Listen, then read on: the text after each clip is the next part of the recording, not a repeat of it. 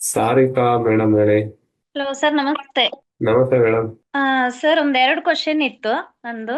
ಹಾ ಹಾ. ಮಗಳಿಗೆ ಡಾರ್ಕ್ ಬ್ಲೂ ಟು ಲಿವರ್ಗೆ ಕೊಟ್ಟಿದ್ರಿ. ಹೆಂಗೆ?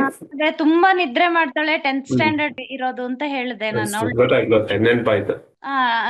ಟೂ ಕೊಟ್ಟಿದ್ರಿ, ಬಟ್ ಈಗ ಏನಾಗಿದೆ, ನಿದ್ರೆ ಕಡಿಮೆ ಆಗಿದೆ, ಬಟ್ ತುಂಬಾ ಕೋಪ ಸರ್, ಪ್ರತಿ ತೋರ್ಸಿದೆ. ಹಂಗೆ ನೋಡಿ, ವಾಯು ಅಂದ್ರೆ ಹಂಗೇನೆ.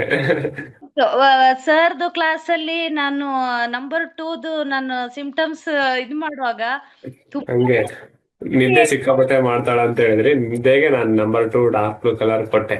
ನಿದ್ದೆ ಕಮ್ಮಿ ಆಗಿದೆ ಅಲ್ವಾ ಇವಾಗ? ಸ್ವಲ್ಪ ಕಡಿಮೆ ಆಗಿದೆ.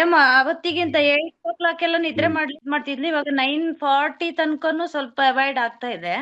ಎಸ್, ನಂಬರ್ 2 ಡಾರ್ಕ್ 2 ವರ್ಕ್ ಆಯ್ತು. ಇವಾಗ ಕೋಪ ಬರ್ತಾ ಇದೆ ಅಲ್ವಾ? ಅಂದ್ರೆ ಏನ್ ಹೇಳ್ತೀನಿ ಅದಕ್ಕೆ ವಿರುದ್ಧ, ಇದನ್ನ ಓದು ಅಂದ್ರೆ ಅದನ್ನ ಓದಲ್ಲ, ಅವಳು ಅಪೋಸಿಟ್ ಹ್ಮ್. ಮಾಡ್ತಾಳೆ.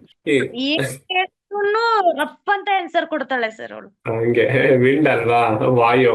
ಇವಾಗ ಏನ್ ಮಾಡಿ ಗೊತ್ತಾ, number 2 dark blue colour work ಆಗಿಬಿಡ್ತು. ಇವಾಗ ಹಾ, ನೆಕ್ಸ್ಟ್ ಏನ್ ಅಂದ್ರೆ ಆ ಕೋಪನ ಕಮ್ಮಿ ಮಾಡ್ಲಿಕ್ಕೆ ನಂಬರ್ 8 ಪಿಂಕ್ ಕಲರ್ ಅನ್ನ ಯೂಸ್ ಮಾಡ್ಬೇಕು. Number 8 pink colour. ಯಾವ್ದಾದ್ರು ಚೀಟಿಲ್ ಬರೆದು ಹಾಕಿದ್ರು ಆಗುತ್ತೆ, ಇಲ್ಲ ಗೋಡೆಗೆ ಲಿವರ್ ರಿಫ್ಲೆಕ್ಸ್ಗೆ ಬರೀರಿ. ಅಲ್ಲಿಗೆನೆ. ಓಕೆ.